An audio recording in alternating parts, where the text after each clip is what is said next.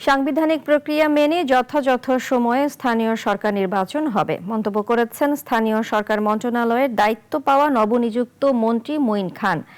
এদিকে পুরনো মন্ত্রণালয়ে নতুন দায়িত্ব পেয়ে বিমানমন্ত্রী বলেন, মধ্যপ্রাচ্যের ফ্লাইটের সংখ্যা বাড়ানো হবে। সেই সাথে অক্টোবরে কক্সবাজার বিমানবন্দরে আন্তর্জাতিক যাত্রী পরিবহন শুরু হবে। দায়িত্ব নেওয়ার পর প্রথম কর্মদিবসে তারা এসব কথা বলেন। সরকারের প্রথম 6 মাসেই মন্ত্রিসভার রদবদল। শুক্রবার শপথের পর রবিবার সচিবালয়ে নিজ নিজ মন্ত্রণালয়ে মন্ত্রীরা কুশল বিনিময় করেন, কর্মকর্তাদের সাথে কথা বলেন গণমাধ্যমেও।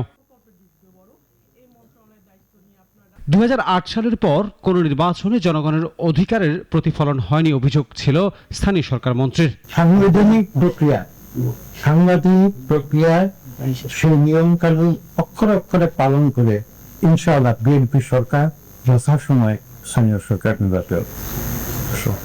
কর্মকর্তাদের সাথে প্রথম দিন শুভেচ্ছা বিনিময় করেছেন পার্বত্য চট্টগ্রাম বিষয়ক মন্ত্রী সাচিং প্রু জেরি। তারা চিন্তা ভাবনা করবে যে কিভাবে এটাকে চালানো যায়। আর প্রতিমন্ত্রী থেকে পূর্ণ মন্ত্রিত্ব পেয়ে এম রশিদুজ্জামান মিল্লাত বলেন, মধ্যপ্রাচ্যে ফ্লাইটের সংখ্যা বাড়বে। এখানে যাত্রী হয়রানি যাতে না হয়, আমাদের কমিটমেন্ট ছিল যে যাত্রীদের ব্যাগেজ যাতে কাটা না হয়। আল্লাহর রহমতে বন্ধ হয়েছে, বডি অন ক্যামেরা দিয়ে বন্ধ করা হয়েছে।